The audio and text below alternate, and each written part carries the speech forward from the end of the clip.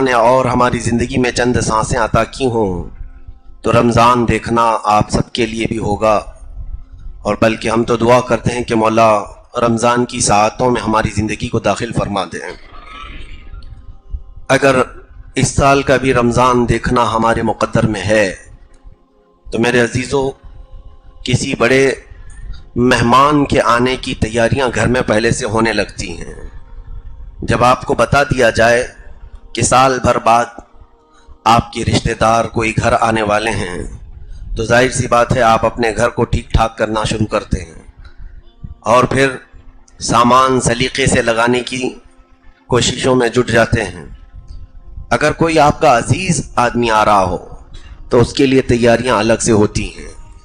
ہو سکتا ہے گھر کی پینٹنگ بھی ہو جائے، گھر کی جو بے ترتیب چیزیں ہیں اسے سلیقے سے لگا دیا جائے، پھر کھانے پینے کے انتظامات بھی کیے جاتے ہیں کہ وہ مہمان آئے تو اس کے لیے ہم پہلے کیا پیش کریں گے، کمرہ متعین کر دیتے ہیں کہ کہاں رہے گا۔ تو یہ ہمارے عزیز مہمانوں کے ساتھ ہم یہ کرتے ہیں۔ تو جب امت مسلمہ کو یہ بتا دیا جائے کہ تمہاری زندگی میں جو رمضان آتا ہے وہ اللہ کی طرف سے مہمان ہوتا ہے، اللہ کا مہمان، اسے ضیف الرحمان کہا جاتا ہے، رحمان کا مہمان، وہ جب ہمارے گھروں پر آئے تو ظاہر سی بات ہے ہمیں پھر اپنے تمام قواعد، اپنے تمام ضوابط اور اپنی زندگی کے ساری بھی ترتیب چیزوں کو ٹھیک کرنے کی ضرورت ہوتی ہے۔ رمضان جس کے گھر میں داخل ہوا اللہ کا مہمان بن کر کے آیا۔ قیامت کے دن ایک شخص سفید لباس میں آئے گا، بہت ہی نورانی صورت اس کی ہوگی، اور جب حساب کتاب چل رہا ہوگا تو وہ شخص سامنے آ کر کھڑا ہو جائے گا اور کہنے لگے گا کہ اے مولا تو اس کی بخشش نہ فرما، اس کو تو جنت نہ عطا کر۔ تو وہ رب ذوالجلال کے حضور جب احتجاج کرے گا، اللہ رب العزت اس سے پوچھے گا کہ اس کے خلاف تو کیوں کھڑا ہے؟ تو وہ کہے گا کہ مولا میں اس کے گھر مہمان بن کر کے گیا تھا، لیکن اس نے میری کوئی خاطر مدارات نہیں کی، میرے ساتھ نہ محبت کا سلوک کیا، نہ مجھے اس نے کچھ پوچھا۔ تو بندہ کہے گا کہ اے بندے تو جھوٹ تو نہیں بول رہا ہے، پوری زندگی میں کبھی میں نے تجھے اپنے گھر آتے دیکھا تو نہیں، کبھی میں نے دیکھا نہیں کہ تو مہمان بن کر میرے گھر آیا تھا، تو ہے کون جو میرے خلاف مقدمہ کیا ہے؟ تو اللہ رب العزت خود فرمائے گا اے بندے یہ جھوٹ نہیں بولتا، یہ ماہ رمضان ہے، آج اسے شکل دی گئی ہے، یہ خوبصورت حسین نوجوان کی شکل میں جو آج آیا ہے یہ میری طرف سے تیرے گھر بھیجا جاتا تھا ہر سال، اور اس نے تیرے خلاف آج مقدمہ کیا۔ قسم رب ذوالجلال کی، جس کے خلاف قرآن اور رمضان آ گئے وہ جنت میں کبھی جا نہیں سکے گا، بلکہ فرمایا گیا کہ جنت کی خوشبو بھی اسے قریب سے نہیں گزاری جائے گی۔ میرے عزیزو، رمضان اور قرآن جس کے مقابل میں آ گئے، جس کے خلاف مقدمہ کر گئے، تو پھر اس کے لیے ٹھکانہ دوزخی بننا ہے۔ اس لیے کبھی بھی رمضان کی بے حرمتی نہ ہونے پائے۔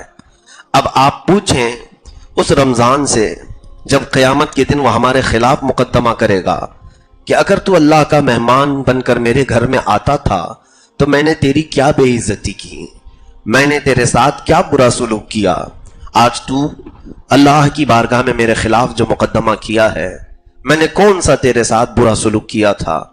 رمضان جواب دے گا کہ اے بندے، جب تیرے گھر تیرے رشتہ داروں میں سے کوئی مہمان بن کر آتا ہے تو اس کے لیے کشادہ ہو جاتا ہے، پھیل جاتا ہے، گھر صاف کرنے لگتا ہے، بے ترتیب چیزوں کو ترتیب دیتا ہے، لیکن جب میں آیا تو تیرے گھر میں برائیاں ویسی کی ویسی تھیں، تیرے گھر کے اندر ناچ گانے تو ویسی ہی تھے، تیرے گھر کے اندر دن میں کھانا پینا ویسی ہی جاری تھا، تیرے گھر کے اندر رات میں گانے بجانے کے ساتھ قرآن کو بند کر کے لہو و لعب فضول واہیات میں بیٹھنا ویسی ہی تھا۔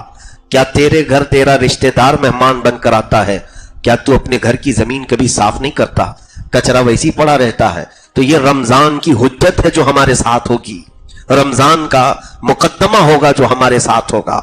میرے عزیزوں، آج بہت سارے لوگوں کو جب یہ کہا جائے رمضان کی تیاری کرو تو سب کے دماغ میں سب سے پہلی چیز یہ گونج جاتی ہے کہ اب راشن بھرنا ہوگا، پورے مہینے کا سامان لے کر کے آئیں، افطاری کی چیزیں کیا کیا لگتی ہیں، فروٹ لے کے آ جائیں، اور پھر گھر میں دسترخوان کی ضرورت ہے، پلیٹ چمچ کی ضرورت ہے۔ یہ تمام چیزوں کے انتظامات کا نام رمضان کی تیاری نہیں۔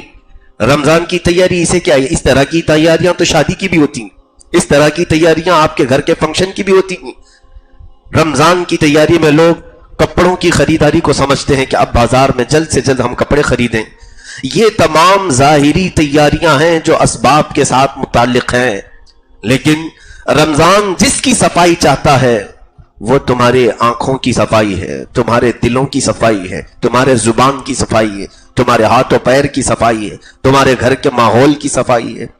کیا مسلمان یہ نہیں کر سکتا کہ اللہ کا مہمان آ رہا ہے، میرے گھر آج سے ٹی وی بند ہو جائے، میرے گھر جو فضول واہیات ہوتے ہیں اس کو میں کسی طرح بند کر دوں، شرم تو کروں، اللہ کا مہمان میرے گھر آنے والا ہے۔ باقی ان لوگوں سے میرا کوئی کلام نہیں، میرا خطاب، میرا بیان ان لوگوں سے نہیں جن کا تعلق اللہ سے ہے ہی نہیں، جو اللہ رب العزت سے کوئی محبت نہیں رکھتا، ان سے میرا یہ کلام نہیں ہے۔ عزیزان گرامی، تاریخ تو یہاں تک بتاتی ہے ایک مجوسی تھا، آگ کا پجاری، زندگی بھر اس نے آگ کی پوجا کی، آگ کی پوجا کرتے کرتے مر گیا۔ اس شہر میں جو ایک بڑے قطب تھے، ولی کامل تھے، انہوں نے خواب میں دیکھا کہ وہ جنت میں ٹہل رہا ہے، جنت کے باغیچوں میں وہ ٹہل رہا ہے۔ اس سے انہوں نے سوال کیا کہ تو آگ کی پوجا کرتے کرتے زندگی بتا گیا، تیرا جنت سے کیا تعلق؟ اس مجوسی نے، آگ کے پجاری نے جواب دیا، اے اللہ والے ہیں، یقیناً میں نے زندگی پوری کفر و شرک میں بتا دی، ختم کر دی، صرف ایک بات میری زندگی میں ایسی آئی تھی کہ میں مسلمانوں کے رمضان کا بڑا ادب کرتا تھا۔ میرا بیٹا ایک دن بازار میں کھا رہا تھا رمضان کے وقت، تو میں نے زوردار اس کے چہرے پر تھپڑ مارا اور کہا، کمبخت، تجھے معلوم نہیں یہ مسلمانوں کا رمضان ہے، اس میں سارے لوگ بھوکے رہتے ہیں، وہ کھاتے پیتے نہیں، تجھے معلوم نہیں رمضان کو وہ اللہ کا مہمان سمجھتے ہیں، تو علل اعلان بازار میں کیسے کھا رہا ہے؟ میرے بچے نے کھانا پینا پھینک دیا اور توبہ کر لیا۔ بس میں اگرچہ کافر تھا، مشرک تھا، لیکن مسلمانوں کے سامنے پورے رمضان میں کبھی کھاتا پیتا نہیں تھا۔ تو جب میری موت قریب آئی تو ایک حسین و نوجوان میرے سامنے آیا، میں بستر پر تھا، اس حسین نوجوان کے پاس بہت ساری میٹھی چیزیں تھیں اور جنت کی خوشبوئیں دکھا رہا تھا۔ میں نے پوچھا کہ اے نوجوان، مجھے تیرے ہاتھ میں جو ہے وہ چاہیے۔ اس نے کہا، بس میں رمضان ہوں، اگر تو ایک بار اللہ پر ایمان لے آئے تو میں یہ ساری چیزیں تجھے دلاتا ہوں۔ تو نے میرا ادب کیا تھا، تو نے میرا احترام کیا تھا، اس لیے تیری موت سے پہلے میں تیرے پاس آیا ہوں تجھے بتانے کے لیے کہ یہ جو جنت کی خوشبو تو میرے پاس دیکھ رہا ہے، یہ جو میٹھی چیزیں، مشروبات تو دیکھ رہا ہے، یہ اس کے لیے ہے جو ایمان پر انتقال کرتا ہے۔ تو یہ مجوسی کہتا ہے، میں نے فوراً کلمہ طیبہ پڑھا اور ایمان لایا، چند ساعتوں کے بعد میرا انتقال ہوا، مجھے ایمان والوں میں اٹھایا گیا، اور اسی رمضان کی شفاعت تھی، اس کی سفارش تھی کہ اللہ رب العزت نے مجھے جنت میں مقام عطا فرمایا۔ عزیزان گرامی وقار، غیر مسلم یا کافر مشرک ہو کر اگر وہ رمضان کا ادب و احترام کرے تو موت کے قریب رمضان اس کی سفارش کے لیے آ جاتا ہے، رمضان اس کے لیے اللہ کی بارگاہ میں احتجاج کرتا ہے کہ مولا تعالیٰ اس سے تو بخش کر جنت عطا کر۔ لیکن ہمارے معاشرے میں بعض لوگوں نے اس کو آپشنلی سمجھا ہے، روزے کو کیا سمجھتے ہیں؟ آپشنلی ہے، بلکہ یہ پوچھتے بھی ہیں تیرے کتنے روزے ہوئے، تیرے کتنے روزے ہوئے۔ کیوں یہ پوچھا جاتا ہے؟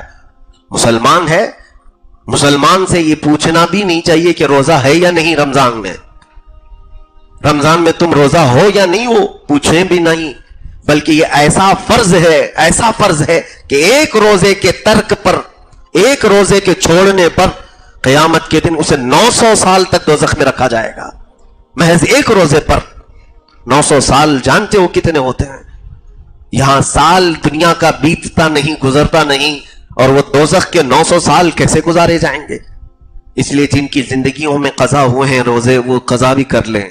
نفل روزے رکھنے سے بہتر ہے کہ زندگی میں جو چھوٹ گئے انہیں قضا کر لیں، مرد ہوں کہ عورتیں ہوں۔ رمضان کو اتنے ہلکے میں نہ لیں، اس کو اتنی آسانی سے نہ لے لیں کہ یہ آپشنلی ہے، میں نہیں رکھتا ہوں، وہ رکھتا ہے، اس کو ایسے سمجھتے ہیں جیسے یہ کوئی جیسے امامہ پہننا ہے، جبہ پہننا ہے، یہ جیسے لوگوں نے یہ سمجھ لیا ہے کہ یہ مولانا لوگوں کا کام ہے، دیندار لوگوں کا کام ہے۔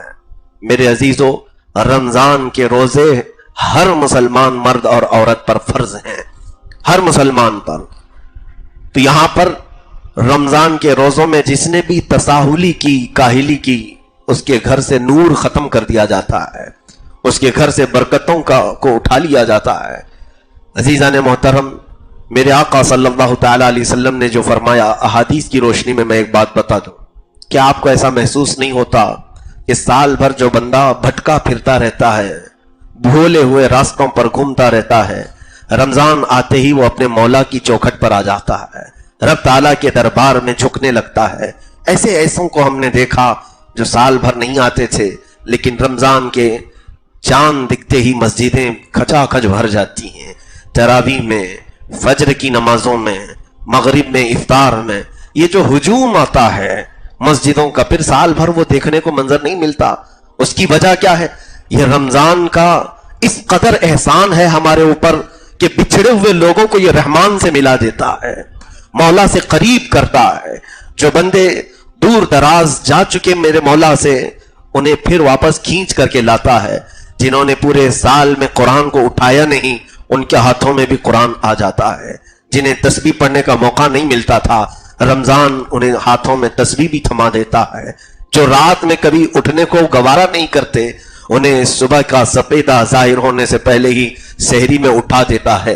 جانتے ہو آپ، سحری کا جو وقت ہے وہ میرے رب کا سب سے پسندیدہ وقت ہے۔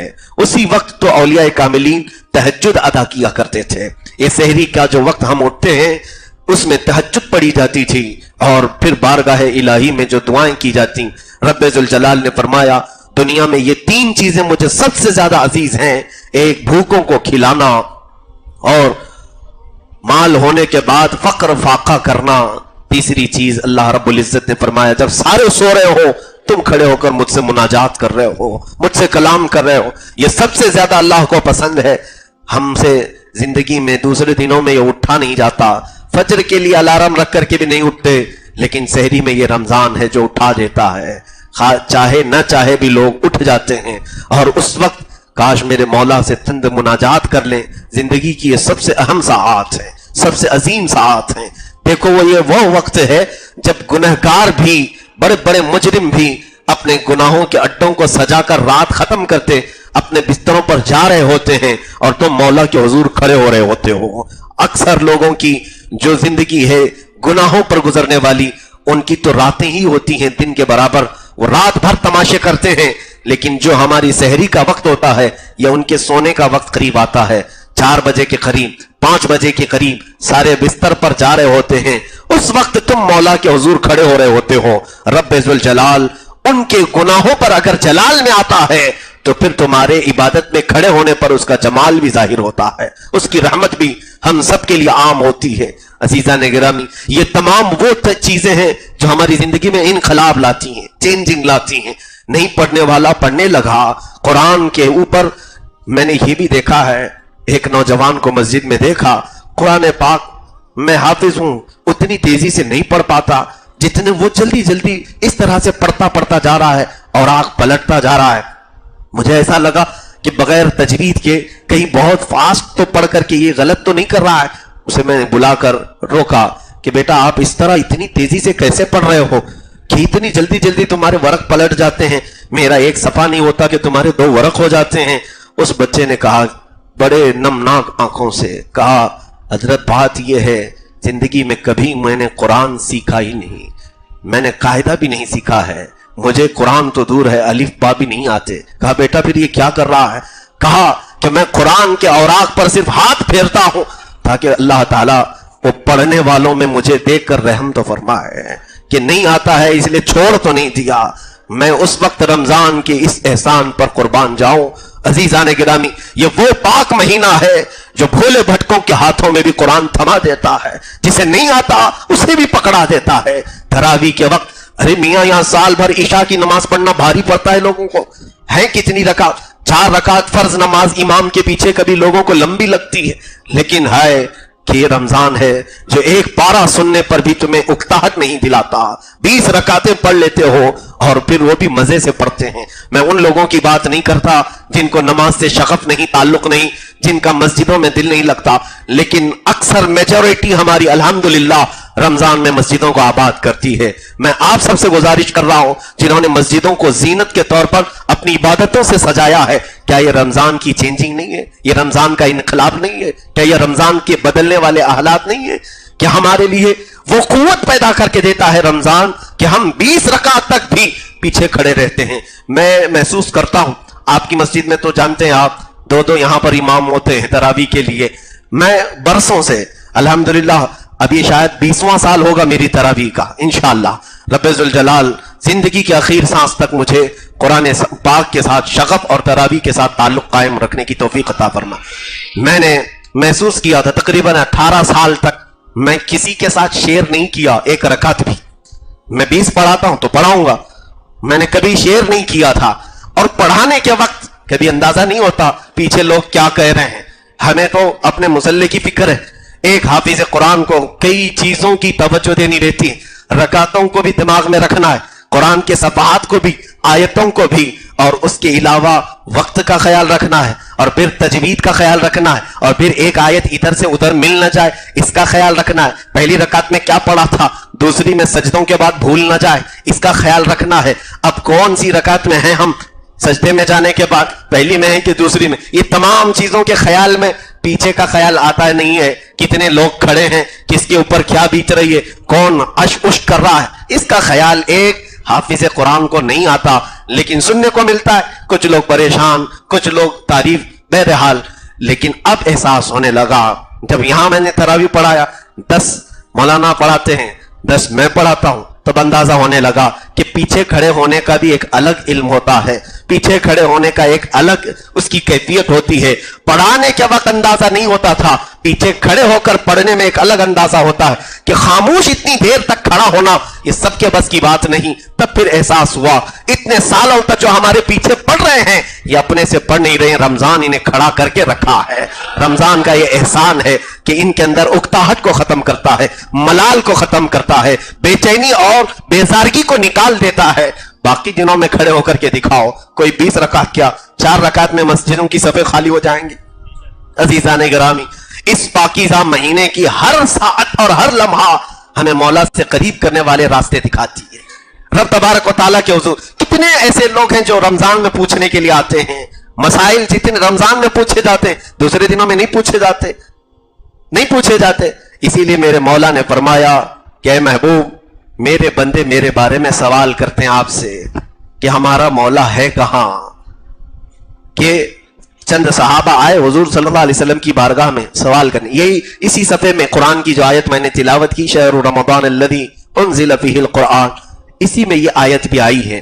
اللہ تبارک و تعالیٰ فرماتا ہے کہ یسألونک عبادی عنی فانی قریب، یعنی اے محبوب آپ سے میرے بندے پوچھ رہے ہیں کہ میں کہاں ہوں.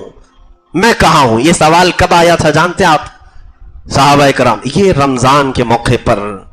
ظاہر سی بات ہے ایک طلب ہوتی ہے بندے کو کہ میرا مولا ہے کہاں. یہ بندہ پوچھنے کے لیے آتا ہے. تب رب نے بھی جواب کیا دیا، اے محبوب ان سے فرما دیں فإنی قریب، میں بہت قریب ہوں تم سے.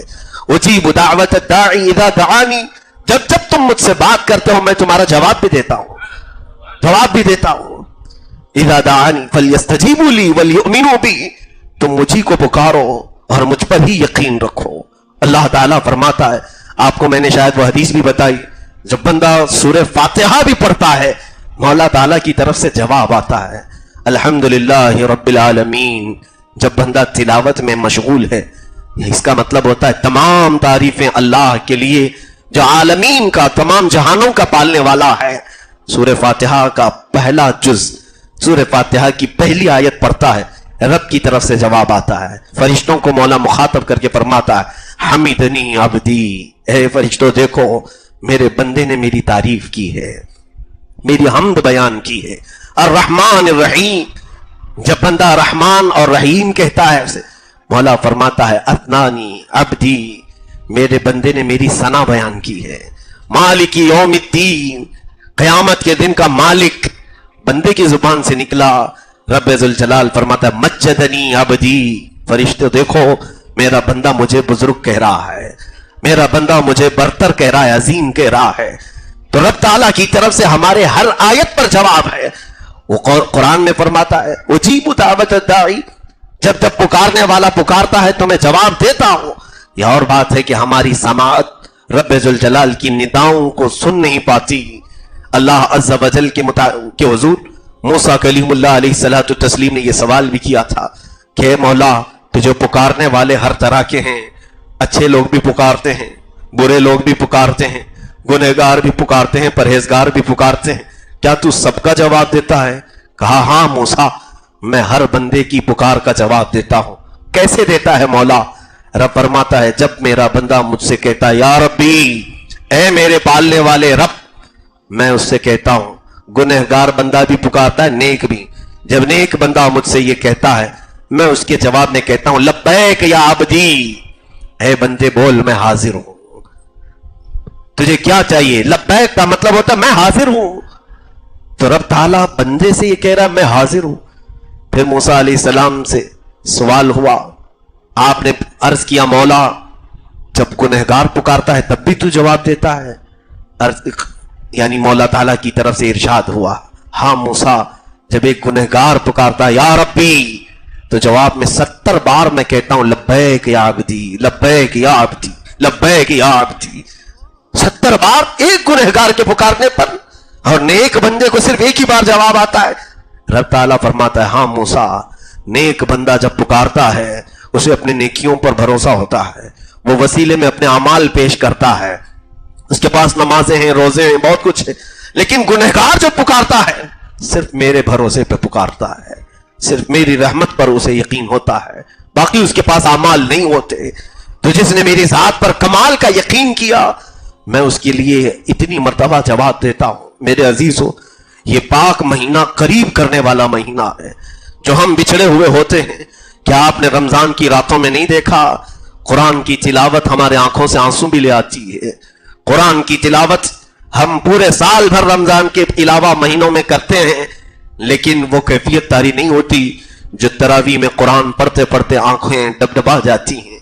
बहुतों को मैंने देखा, कुरान अगरचे समझ में नहीं आता है, लेकिन आयतें पूरे जिस्मों में हमारे मशायर को झिझोड़ देती हैं, हमारे हाथ पैर हिलने लगते हैं, सिर्फ इस एहसास के साथ कि ये जो मुसल्ले पर सुनाया जा रहा है मेरे पालने वाले खुदा का कलाम है, वो रूह में उतरता है, वो कल्ब में उतरता है। इन पाकीज़ा महीने, इस पाकीज़ा महीने की आमद से पहले मेरे अजीजों, जब आपको ये तमाम चीजें बता दी गई कि तुम्हें रब ताला से करीब करने वाला महीना आ रहा है, तो अब तैयारियां इसी अंदाज की करो।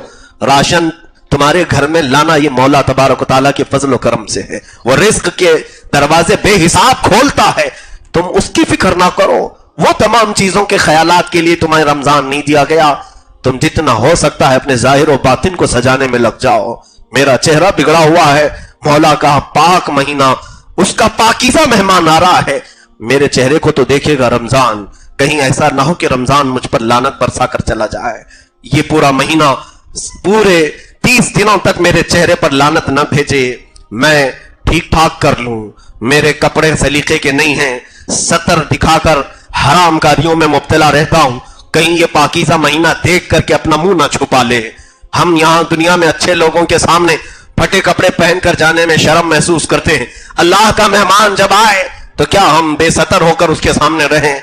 वो अगर मौला के हुजूर जाकर शिकायत करे कि ऐ कदीर जब्बार खुदा, फला बंदे के घर भी गया था लेकिन वो हमेशा नंगा नजर आया है, वो हमेशा हराम कारियों में मुलविस नजर आया है। मेरे अजीजों, हमें सलीका अपने जाहिर का भी तरतीब देना है और हमारे बातिन को भी इसी तरह। घर की खवातीन, बच्चियां भी रमजान की तैयारियों में लग जाएं, अपने बच्चों को भी तैयारी के लिए ऐसे उनके दिमाग को, जहन को तैयार करें कि उनके दिलों में लगने लगे कि कोई बारवाब शख्सियत हमारे घर आने वाली है, कोई हैबत वाली चीज हमारे घर आने वाली है। और बचपन से यही होता था। सहाबा इकराम रिदवानुल्लाहि ताला अलैहिम अजमईन अपने छोटे नन्हे बच्चों को, जबकि रोजा फर्ज नहीं है उन पर, बालिग होने के बाद रोजा फर्ज होता है, लेकिन 4 साल के बच्चे, 5 साल के बच्चे रोजा रखते रहे। बुजुर्गान दीन ने اس کی عادت انہیں ڈالی صرف اس لیے کہ ذہن میں ان کی ایسی تصویر بٹھائی جائے کہ رمضان کے آتے ہی ان کے خط و خال بدل جائیں. زندگی میں ہم نے آج بھی دیکھا ہے, ہمیں بچپن میں جو بتایا گیا تھا بزرگوں کے ذریعے سے, ہمارے والدین کے ذریعے سے, اس کا اثر آج بھی ہوتا ہے. مجھے یاد ہے بہت چھوٹا سا مسئلہ, بلکہ مسئلہ کوئی چھوٹا نہیں ہوتا ہے, لیکن چھوٹی زندگی تھی ہماری, غالباً ہماری عمر 5-6 سال کی قریب کی ہوگی.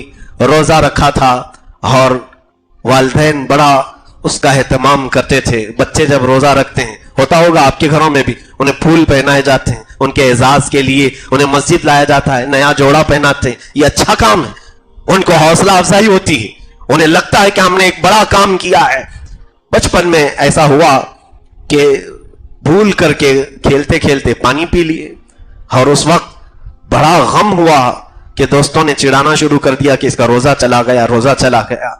اور روتے ہوئے جب گھر پہنچے تو ماں نے جب یہ بتایا, پہلا مسئلہ ہمیں یہ بھی معلوم ہوا کہ بھول کر کے جب بندہ کھا پی لیتا ہے تو اس کا روزہ جاتا نہیں ٹوٹتا. دل کو اطمینان نہیں ہو رہا تھا. مسئلہ جب یہ بتایا گیا, پھر بعد میں حدیث پاک ہمیں بتائی گئی کہ اللہ کے حبیب صلی اللہ علیہ وسلم فرماتے ہیں کہ جب رمضان میں کوئی بندہ روزے سے ہو اور بھول کر کے کھاتا پیتا ہے تو وہ خود نہیں, مولا اسے کھلاتا ہے, مولا تعالیٰ اسے پلاتا ہے. جب کوئی شدت کے تکلیف میں ہو تو وہ رحیم ہے مولا, وہ کریم ہے مولا, بندے کو اتنے ہی احکام دیتا ہے جتنا وہ سنبھال سکتا ہے.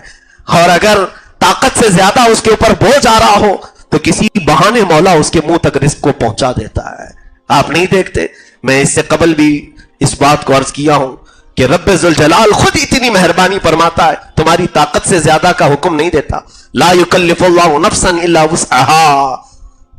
جب کبھی کسی کا ایکسیڈنٹ ہو جائے, کہیں ہاتھ ٹوٹ گیا, پیر ٹوٹ گیا, تو آپ دیکھیں بے ہوش ہو جاتا ہے نا آدمی, بے ہوش ہو جاتا ہے. کیوں ہوتا ہے ایسے؟ ایک بڑے حکیم نے کہا ہے درد جب تک سنبھال سکتا ہے بندہ تب تک اس کا ہوش باقی رکھا جاتا ہے, اور جب درد شدت سے زیادہ ہو جائے, برداشت سے زیادہ ہو جائے, تو رب تعالیٰ خود ہی اسے بے ہوشی طاری کرتا ہے, تاکہ اب اس سے زیادہ کی یہ برداشت کرنے کی طاقت نہیں رکھتا, اس کا ہوش ختم کر دیا جائے. بے ہوشی میں پھر پتہ نہیں چلتا درد کتنا ہو رہا ہے. میرے عزیزوں, وہ خود رب ذوالجلال ہم پر مہربان ہے. روزے کو اگر کوئی یہ سوچتا ہے کہ میرے لیے ایک بہت بڑا چیلنج ہے, میں نہیں رکھ سکتا ہوں, بیمار ہو جاتا ہوں, تکلیف ہوتی ہے, ایسا نہیں ہے. تمہارا پالنے والا تمہاری صحت کو تم سے بہتر جانتا ہے, تمہارا پیدا کرنے والا تمہاری ہر چیز کو تم سے زیادہ جانتا ہے. وہ رب ذوالجلال اگر تم بیمار ہونے والے ہوتے تو کبھی یہ حکم نازل نہیں کرتا, بلکہ رب ذوالجلال ہمارے اپنے فائدے کے لیے اور ہماری اپنی جسم کی حکمتوں کے لیے اس کو فرض فرمایا. آج دنیا یہ کہہ رہی ہے, میں نے 2-3 سال قبل ایک اخبار کی سرخی میں دیکھا تھا دلی میں, کہ انہوں نے سرخی لگائی ہوئی ہے کہ رمضان کے 1 مہینے کے روزے کینسر سے بچا سکتے ہیں. بڑے ڈاکٹروں نے اس کا اعلان کیا, اور بلکہ ابھی وہ جاپان کے ایک بہت بڑے ڈاکٹر نے بھی اس کو لکھا ہے کہ روزے کے ذریعے سے ہم نے کینسر کو ختم کرنے کا علاج ڈھونڈ لیا ہے. تو دنیا جب اعتراف کر رہی ہے, سائنس جب ترقی کرتی ہے, تو ہر وہ چیز ہمیں آشکار ہو کر کے نظر آتی ہے جو مولا تعالیٰ نے پہلے ہمیں بیان فرمایا. در حقیقت علم جو ہے رب تعالیٰ سے قریب کرتا ہے. تو مسلمان کو یہ یقین کر لینا چاہیے کہ میری بیماری بڑھتی نہیں بلکہ بیماری کے لیے شفا ہے. میں روزہ رکھوں گا انشاءاللہ میرے جسم کے اندر موجود سارے فاسد چیزیں, جو کچھ بھی فضلات ہیں, وہ روزے کے ذریعے سے نکل جائیں گے, ختم ہو جائیں گے. عزیزان گرام وقار, یہاں سے میں اللہ کے حبیب صلی اللہ تعالیٰ علیہ وسلم کی چند وہ تیاریاں بتاؤں جو میرے آقا صلی اللہ تعالیٰ علیہ وسلم رمضان کے آنے سے پہلے بھی اور رمضان میں فرمایا کرتے تھے. دیکھیں ایک بات اور رمضان کی تیاری کے لیے, سیلف یعنی اپنے آپ اور خود کے لیے تیاریاں کرنا یہ کمال کی بات نہیں, بلکہ ہمیشہ رمضان آتا ہے تو غربا اور مساکین کو تمہارے گھروں سے قریب کر دیتا ہے. کتنے غریب ایسے ہیں جن کی آس بڑھ جاتی ہے رمضان آتے ہی, جن کی تمنائیں بڑھ جاتی ہیں, ضرور ان کا خیال رکھا جائے. بلکہ دنیا میں انسان سب سے پہلے کیا دیکھتا ہے جانتے ہیں آپ؟ اگر کھانا سامنے ہے اس کو بھوک لگی ہے. انسان کی فطرت ہے کہ پہلے اپنا پیٹ بھرے اور پھر دوسروں کا خیال کرے. فطرت ہے انسان کی. کوئی بھی چیز اس کے سامنے ہو وہ پہلے اپنی تمام چیزوں اپنی ضروریات پوری کرتا ہے اور پھر بعد میں دیکھتا ہے دوسروں کے لیے. اس کو بھی ہم سخی کہتے ہیں. دنیا میں اپنی ضروریات پوری کرنے کے بعد بچی ہوئی چیزیں دوسروں میں تقسیم کرتا ہے تو اسے ہم کیا کہتے ہیں؟ سخی کہتے ہیں. جبکہ میں نے دیکھا ہے, آپ سب کو بھی معلوم ہے, وہ تنہا ذات ہے محمد رسول اللہ صلی اللہ علیہ وسلم کی کہ شدت کی بھوک کے بعد بھی اپنے پاس کوئی چیز موجود ہے جو پہلے دوسروں کا خیال کرنا, بعد میں پھر بچ جائے تو اپنا خیال کرنا. یہ عظیم انقلاب ہے. رمضان المبارک کے مہینے میں ماں عائشہ صدیقہ فرماتی ہیں رضی اللہ تعالیٰ عنہ, رسول کریم صلی اللہ تعالیٰ علیہ وسلم ہمیشہ اصحاب صفہ کے ساتھ افطار کرتے تھے. اصحاب صفہ کون ہیں جانتے ہیں آپ؟ یہ 70 صحابہ جو گھر سب چھوڑ کر کے آ گئے تھے میرے آقا کی بارگاہ میں. ان کے گھر نہیں تھے, یہ سارے رشتہ داروں کو چھوڑ کر کے آئے تھے. یا تو ان کے گھروں والوں نے انہیں تکلیف دی تھی, انہیں اپنے گھروں سے نکالا تھا, جائیدادیں چھین لی تھی, ان کے گھروں پر قبضہ کیا تھا, مارا تھا, تکلیفیں دی تھی. وہ 70 صحابہ حضور صلی اللہ علیہ وسلم کے رحم و کرم پر پلتے تھے. مسجد نبوی میں ایک کٹا, ایک چبوترا بنایا گیا تھا, ایک چھپر ان کے سروں پر چھت کے قسم سے ڈال دیا گیا تھا. کھجور کے جو چھال ہوا کرتے, کھجور کے جو پتے ہوا کرتے, اس کی چھت تھی اور اس کے نیچے یہ 70 صحابہ بیٹھا کرتے تھے. اور ان کے کھانے پینے کا انتظام کیا تھا؟ جو بھی میرے آقا صلی اللہ علیہ وسلم کی بارگاہ میں صدقات پہنچتے تھے, ہدایا یا تحفے پہنچتے تھے, میرے آقا صلی اللہ علیہ وسلم انہی صحابہ کے درمیان وہ تقسیم کر دیتے تھے, ان کو کھلا پلا دیا کرتے تھے. انہی 70 صحابہ اکرام کو, جن غریب اور مسکین جس کو ہم دنیا میں کہتے ہیں, اس طرح کی کیفیات ان کے اوپر طاری تھیں. رسول کریم صلی اللہ علیہ وسلم ہمیشہ آپ کا معمول تھا کہ ان صحابہ کے ساتھ بیٹھ کر کے افطار کرتے تھے. کہیں ان کے ذہن میں یہ بات نہ آئے کہ اللہ کے نبی صلی اللہ تعالی علیہ وسلم آپ کے لیے پوری دنیا بچھا دی گئی ہے, آپ اپنے ساتھ اچھی اچھی چیزیں کھا رہے ہوں گے اور ہم غریب صحابہ جو بچ جاتا ہے وہ کھا لیتے ہوں گے. نہیں, رسول کریم صلی اللہ علیہ وسلم اپنے حجرے سے نکل کر ان صحابہ کے درمیان میں بیٹھتے تھے, ان کے ساتھ وہی کھاتے تھے جو صحابہ کھا رہے ہیں. بلکہ ایک برتن میں دودھ اگر آتا, اللہ کے حبیب صلی اللہ علیہ وسلم صرف اس کو منہ لگا کر کے دے دیتے, سارے 70 صحابہ اس ایک پیالے سے افطار کر لیتے تھے. یہ کیفیت افطار کی رمضان المبارک میں رسول کریم صلی اللہ علیہ وسلم کے ساتھ بیٹھے ہوئے صحابہ کی تھی. ماں عائشہ صدیقہ رضی اللہ تعالیٰ عنہ فرماتی, لیکن افطار اذان ہونے سے پہلے پہلے بیٹھے کس کے ساتھ ہیں؟ اصحاب صفہ کے ساتھ, غریب صحابہ کے ساتھ. سارے غریب صحابہ اس کے باوجود اذان ہونے سے پہلے ایک بار اور پوچھ لیتے تھے کہ عائشہ باہر دیکھو کوئی ہے تو نہیں, کوئی باقی تو نہیں ہے جو دسترخوان پر نہیں آیا ہو. ماں عائشہ صدیقہ رضی اللہ تعالیٰ عنہا کی بیان کردہ ایک حدیث ہماری آنکھوں سے آنسو لاتی ہے. فرماتی ہیں کہ میں حجرے رسول میں کھڑی رہ کر دیکھتی تھی یہ افطار کا منظر. اللہ اکبر, وہ کیسا حسین منظر ہوتا ہوگا جب ارد گرد وہ ستارے جھرمٹ کی طرح صحابہ بیٹھے ہوں اور درمیان میں جگمگاتا ہوا آفتاب رسالت بیٹھا ہو. وہ صحابہ حضور صلی اللہ علیہ وسلم کے ساتھ افطاری میں مشغول. اذان سے چند منٹ پہلے میرے آقا صلی اللہ علیہ وسلم عائشہ صدیقہ کی طرف مخاطب ہو کر کے کہتے ہیں, حمیرہ, عائشہ باہر دیکھو کوئی بیٹھا تو نہیں, کوئی باقی تو نہیں. روزانہ ڈیوٹی تھی, آج میں نے جھانک کر کے دیکھا دور جنت البقیع کے پاس ایک درخت کے نیچے کوئی مسافر نظر آیا. کوئی مسافر اپنی سواری کو باندھ کر کے بیٹھا ہوا نظر آیا. شام کا وقت ہے, اس کے چہرے پر گرد و غبار ہے, کپڑوں پر دھول کے آثار ہیں. اندر سے کہتی یا رسول اللہ صلی اللہ علیہ وسلم کوئی تو دور بیٹھا ہوا دکھ رہا ہے کون یہ پتہ نہیں ہے, مدینے کا تو نہیں لگتا, باہر سے آیا ہوا دکھتا ہے. افطار میں چند لمحے باقی تھے, دسترخوان چھوڑ کر میرے آقا اٹھ گئے اور میرے آقا صلی اللہ تعالی علیہ وسلم چلتے ہوئے اس جنت البقیع کے درخت تک گئے جہاں پر وہ مسافر اپنی سواری کو باندھ کر بیٹھنے کی کوشش کر رہا تھا. حضور اس کے قریب گئے, جا کر کے پوچھتے تو کون ہے, کہاں سے آیا ہے؟ کہا بڑا لمبا سفر طے کر کے آیا ہوں.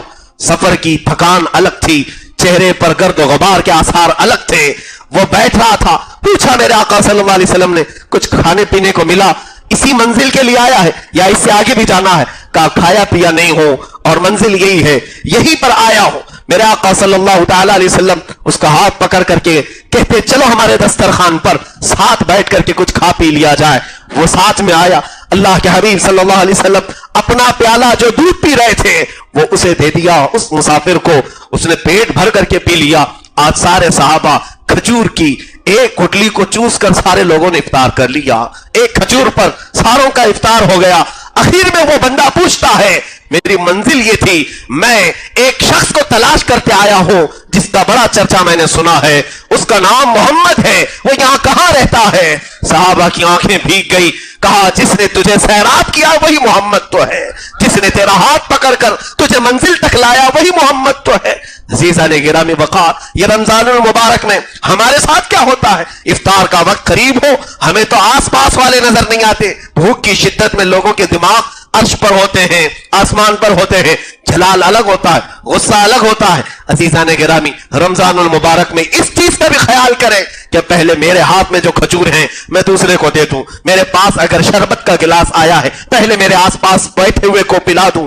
इसका सवाब आपको मालूम है? मेरे आका सल्लल्लाहु ताला अलैहि वसल्लम की हदीस करीमा से यह मफ़हूम वारिद होता है। फरमाया तुम अकेले एक रोजा रख सकते हो लेकिन सवाब 70 का भी हासिल कर सकते हो। पूछा कैसे? कहा अगर तुमने अपनी खजूरों से दूसरों को इफ्तार कराया उनके रोजे के बराबर भी सवाब अल्लाह तुम्हें अता करेगा। उसका सवाब उसके साथ है, उसका रोजा जाएगा नहीं लेकिन उसके रोजे के बराबर का सवाब तुझे भी दिया जाएगा। क्यों ना हम दूसरों को भी इफ्तार कराए, बल्कि यहां सब साहबे इस्तिताअत होंगे। गरीब और मिस्कीन को खिलाना जरूरी नहीं, हर एक को कोशिश ये किया जाए मेरी खजूर से वो इफ्तार करे, उसकी खजूर से मैं इफ्तार करूं, इसमें कोई मुजायका नहीं। मोहब्बतें बढ़ती हैं और रमजान यही तो हमें पैगाम लेकर के आता है कि हमारे दरमियान की जो नफरतों की दीवारें हैं रमजान की ये मीठी खजूरों से खत्म हो जाए। हमारे दरमियान जो शकावत आई है, बदबख्ती आई है, रब तबारक व तआला इस रमजान की मिठास से उसे खत्म कर देगा। रमजानुल मुबारक में इफ्तार के लिए जमा हो, यकीनन आपके घर में बहुत नियामतें होती होंगी। मुझे मालूम है हमारे भी घर इफ्तारों में सजाए जाते हैं, लेकिन मेरा अपना ख्याल ये होता है कि घर में औरतों को खाने के लिए दिया जाए, उनका दस्तरखान बिछे, एक आध बार अपने अहलो अयाल के साथ इफ्तार कर लें, इसमें कोई मुजायका नहीं। मर्द हजरात कोशिश ये करें कि हमारी मोहब्बतें कायम हो, हमारे दस्तरखान सबके एक जा जमा हो, हम मस्जिदों में इफ्तार को आम करें। एहतिकाफ का भी सवाब है और इफ्तार में यह है कि हम एक से दूसरे के रोजे को महसूस करेंगे और दूसरे का रोजा हमें एहसास दिलाएगा। बाकी हमारे घरों में कितने लोग रोजे से हैं, कौन किस हालत में गुजरा है, इसका एहसास नहीं होता। आपके दस्तरखान में कभी बहुत ही गरीब बैठा होगा, कभी कोई बहुत अमीर बैठा होगा, सारे लोगों को एक जगह ये रमजान ने जमा किया है। कहां का वो फर्क? मेरा स्टेटस अलग है, उसका स्टेटस अलग है, मेरे स्टैंडर्ड के मुताबिक नहीं, मैं उसके स्टैंडर्ड के मुताबिक नहीं, सारे फर्क खत्म करो। जब मस्जिदों की सफों में मौला ताला ने हमारे शाने से शाना मिला दिया है, गरीब और फकीर और मिस्कीन को अमीरों के साथ, बादशाहों के साथ, इस्लाम यही तो है। आ गया आयन लड़ाई में गर वक्त नमाज, किबला रूहों की जमीन बोस हुई कौमे हिजाज, एक ही सब में खड़े हो गए महमूद और अयास, ना कोई बंदा रहा ना कोई बंदा नवाज। ये इस्लाम है। यहां पर सारे लोगों को शाना बशाना खड़ा किया गया। दस्तरखान पर भी कभी ऐब महसूस ना करें मैं किसके साथ बैठा हूं। यकीनन सारे हम मेरे आका सल्लल्लाहु ताला अलैहि वसल्लम की उम्मत के अदना गुलाम हैं। हुजूर पाक सल्लल्लाहु अलैहि वसल्लम की मोहब्बत में एक ही रस्सी में जुड़े हुए हैं, हमें कोई तोड़े ना, हमें कोई खोले ना। इसलिए हम सब एक जा जमा होकर इफ्तार का एहतमाम करें। उसके अलावा दूसरों का ख्याल रखने की तैयारियां अभी से हमारे साथ हो। मेरे हाथ का शरबत कोई दूसरा पी ले, मेरे हाथ की खजूर कोई दूसरा खा ले। इस चीज का एहतमाम तुम्हारे अंदर इंफाक फी सबीलिल्लाह को पैदा करेगा, तुम्हारे अंदर सखावत का जज्बा लाएगा, तुम्हारे अंदर जानिसारी का जज्बा लाएगा। ये रमजान के अंदर बहुत सारी चेंजिंग ऐसी आती है जो सहाबा कराम के वाकयात आप सुनते हैं, जंग के मौके पर जख्मी होकर के गिर गए हैं और उनकी रूह निकलने वाली है। एक सहाबी कहते मैं पानी लेकर के उनके करीब पहुंचा, उन्हें पानी पिला दूं, उनके मुंह के करीब खटोरी किया था, उनको एक दूसरे जख्मी सहाबी की आवाज आई कि वो अल्लाह तश आतश कहकर पुकार रहे थे, हाय प्यास प्यास। ईमान, आपको सच बात बताऊं कि मौत के करीब सबसे ज्यादा शिद्दत की चीज अगर कोई हमारे पास आती है तो प्यास है। वो साहबी जो जख्मी होकर गिरे थे, ये पानी पिलाने वाले साहबी कहते हैं, मैं पानी पिला रहा था, उन्होंने अपने होंठों से कटोरी हटा दी, कहा देखो मुझे किसी और की आवाज आ रही है, शायद उसको मेरे से ज्यादा हाजत है पानी की, उसे पिलाओ। ये पानी पिलाने वाले साहबी कहते हैं, मैदान में मैं घूमते हुए जख्मियों को पानी पिलाने का ही काम करता था, दूसरे के पास पहुंचा तो एक तीसरे की आवाज आई, उन्होंने भी नहीं पिया, कहा उसे पिला के आओ, पहले उसे पिला के आओ। तीसरे के पास गया तो दम तक तोड़ चुके थे, पानी नहीं पिला सका। मैं सोचा वापस उन दो को पिलाऊं जिन्होंने अपने भाइयों के लिए मुंह से खटोरी हटाई थी। वापस आकर के देखा तो वो दोनों भी फौत हो चुके थे, दोनों की रूहें निकल चुकी थी। वो मशकेजा लेकर खड़े रहे साहबी, कौन सा मुआशरा मेरे आका ने पैदा किया था, कौन सा इनकलाब रसूल गिरामी वक़ार सल्लल्लाहु तआला अलैहि वसल्लम ने पैदा किया था। मौत के वक्त भी वो पानी अगर कोई दूसरा ज्यादा हाजतमंद होता था तो हटा दिया करते थे। यहां मौत नहीं मेरे अजीजों, उसे भूख ही तो लगती है, इफ्तार के वक्त भूख और प्यास ही तो होती। सहाबा मौत से पहले भी पानी हटा दिया करते थे। हमारे अंदर जज्बा ये हो, सबर, रमजान सबर सिखाता है, सब्र जितना आ जाए उतना तुम्हारी जिंदगी में तब्दीलियां आती चली जाएंगी। मैंने ये सारे कलमा रमजान के आने से कबल ही बयान कर दिए, तैयारियों में लग जाओ।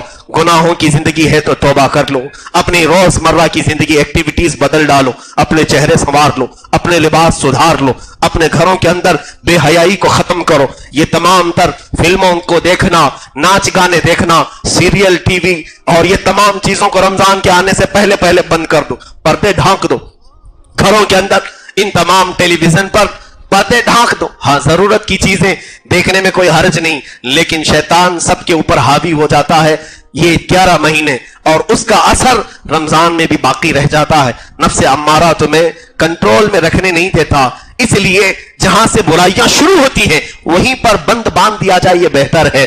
बाकी सबके इख्तियार में नहीं कि तलवार हाथ में ले और अच्छे काम के लिए इस्तेमाल करे। बोलने के लिए तो कहा जा सकता है, लेकिन सबके लिए ये बस की बात नहीं। इसलिए घरों के माहौल को तब्दील करो। जो चीजें होती हैं बच्चों को, अगर वो बच्चे आपसे गेम खेलने की, इंटरनेट के आदी हैं, तो ये बेहतरीन मौका है, उन्हें इस चीज से आजाद करवा सकते हो। देखें, हमने अपने तजुर्बे के तौर पर देखा, कई लोगों के गुटके, कई लोगों के सिगरेट, बीड़ियां, ये तमाम चीजें छोड़ने का उन्हें मौका मिला। वो कहते हैं घंटा भर हम रोक नहीं सकते अपने आप को, लेकिन रमजानुल मुबारक में सहरी से लेकर इफ्तार तक रुकना तो होता है। ये आदत ऐसी हो जाती है, अगर इस आदत पर ईद के बाद भी वो अमल पैरा हो गया तो अल्हम्दुलिल्लाह उससे ये तमाम बुरी चीजें भी खत्म हो जाती, निकल जाती। अजीज़ान गिरामी, किसी भी इंसान को रिहर्सल के तौर पर यह महीना बहुत ही कारामद है, बहुत ही कारामद है, मश्क के लिए बहुत ही बेहतर है। इसलिए तब्दीलियां अपने घरों के अंदर भी पैदा करें। रब्बे जुल जलाल हमें माह मुबारक रमजानुल मुबारक की आमद से पहले आंखों की हया अता फरमा दे, जुबान की तहारत अता फरमा दे, हमारे कानों को नगमात से, बुरे ख्वाहिशात कलमात से महफूज फरमा दे। करीम खुदा रहमान रहीमीन हमारे पेट को हलाल लुकमों से भर दे, हराम रोजियों से महफूज फरमाए, हाथों पैरों की खताओं को दरगुजर कर दे। करीम खुदा हम सबको बेहयाई के माहौल से निकाल कर हया का माहौल अता फरमा। हम सबके घरों में मौला शरीयत मुस्तफा की बहारें अता फरमा। खल्लाक़ुल आलमीन, हम रमजान के बहुत करीब आ चुके, लेकिन ये हमारा यकीन नहीं है कि हम रमजान देख सकेंगे या नहीं। अल्लाह तू अगर रहम फरमा दे, इतनी जिंदगी दे दिया है, रमजान तक हमारी जिंदगी को और दराज फरमा दे। इसकी साथें और बरकतें हमें जरूर इस माह मुबारक इस जिंदगी में अता फरमा दे। और करीम खुदा अगर हमारी जिंदगी का ये आखिरी रमजान है, इसके बाद हम रमजान ना देख सकने वाले हो, मौला इसी रमजान को हमारी बख्शिश का जरिया बना दे, हमारे मगफिरत का सामान बना दे। करीम खुदा रहमान रहीमीन हम सबको एकजा, इत्तेहाद, इत्तेफाक की जिंदगी अता फरमा। मोमिनीन जिस तरह से तेरी मस्जिदों में आज जमा है, इनके दिलों को भी जमा फरमा दे। कुफ्फार और मुशरिकीन के शर व फसाद से हमारी हिफाजतें फरमा। वसल्लल्लाहु तआला अला खैरि खल्क़ि मुहम्मद व आलिहि व सहबिहि अजमईन व आखिरु दावाना अनिल हम्दुलिल्लाहि रब्बिल आलमीन। सलाम अलैकुम।